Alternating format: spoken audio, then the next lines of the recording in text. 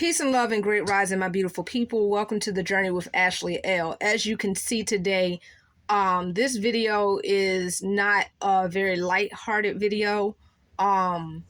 If you're easily offended, I honestly don't really care right now. You might want to click off the video, especially if you're a religious individual. If you're open to honesty and the truth and you don't have a problem with honesty and the truth, then keep watching. Maybe you might learn something. But I'm going to speak the truth today. Let me rephrase that, because I always speak the truth. But I'm going to be very candid today, and I'm not going to hold back.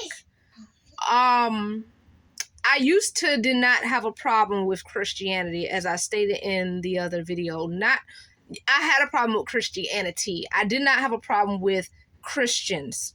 I used to did not have a particular problem with religious people. I may have had a problem with the religion itself.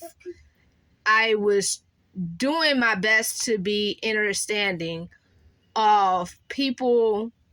Just go with what they believe and they live according to what they know or what they think they know. But now it's like things are too blatant, and I'm not about to sit here and keep giving grown people a pass on common sense and stuff that I know that you're wrong.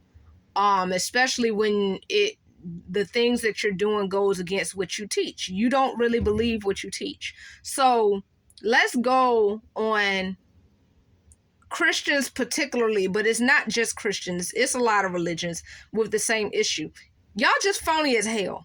And I don't do phony. I don't like phony. I don't like fake energy. Y'all be coming with a lot of fake energy. Christians particularly will definitely, they're the ones that I know that do it the most. They will heavily pretend to be people's friends.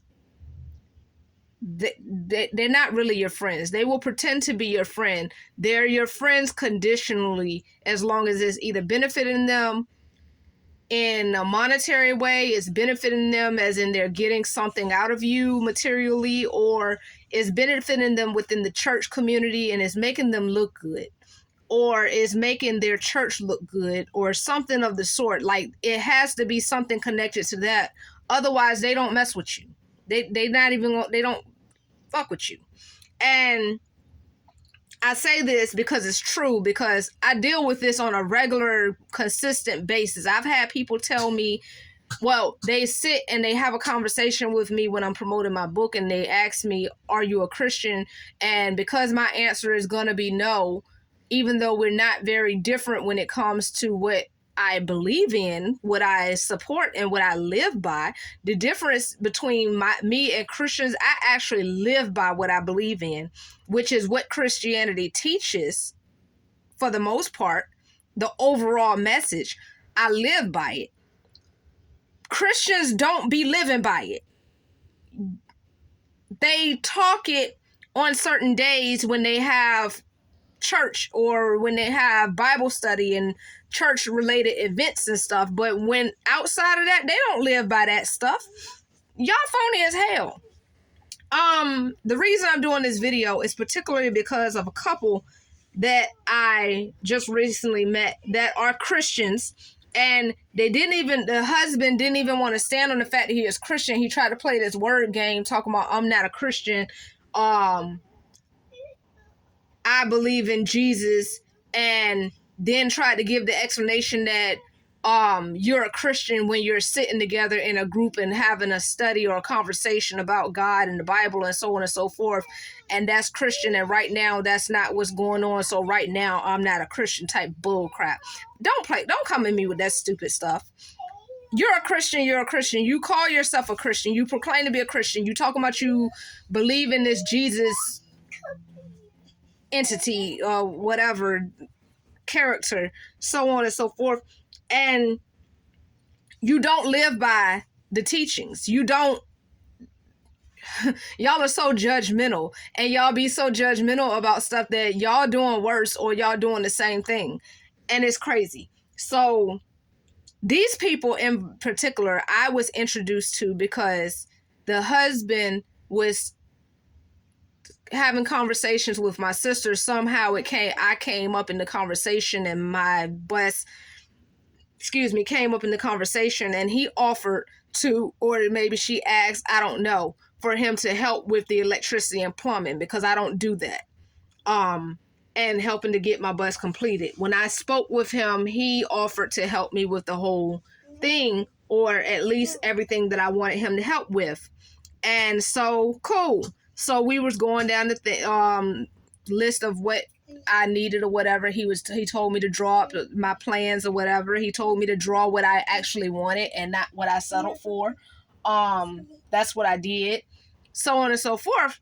It's been over a month now, because I got a storage unit, because he was saying that he was going to help me get this stuff done, which was I was only supposed to have for a month, and that month is up on the 1st. He has helped me with nothing as far as working on the bus. He loaned me stuff, which turned out he saying I can keep it, but that's not what I needed. And so he didn't come and do any work on the bus. So anyway, they were talking like they were supportive of everything, but the conversation had ended up initially when I first interacted with his wife was because he wanted my sister to hang out with him, and I was there, so we all went and walked at the park and so on and so forth, and we talked. Well, me, the wife, and my sister, and so on and so forth. And we were talking about the investments and everything. I spoke to him about the investments before that anyway. And so when I went to go and bring the stuff that what I thought loaned me, to bring it back to them, they said that I could keep it. It was mine to keep because I needed it. So I was like, okay, cool, and I left. But before I left, he brought up the whole investment thing, because I was asking to be connected with his investors, since he don't want to deal with those type of investments right now until the whole money thing switches or whatever's supposed to be happening next month. So I asked him, could he connect me with the investors? He said that he would. So I asked him to message me the information over. This was yesterday. He said he would. Today, I still don't have a message with the information. So I messaged both of them so that neither one of them could think I'm trying to take the other, because apparently they were supposed to have been fighting, and it's talk that they were fighting about me. People could hear them from across the street from their house while they're in their house, and the people are in their house. They can hear them over there arguing and fighting, and talk is that it was about me. I have no clue why that would be. That makes no sense whatsoever, because I don't want your man. I don't even like men like that in that type of way. And I don't want your woman I don't want no phony, fake, docile woman that's really a snake under it all. Like, I don't deal with that type of energy.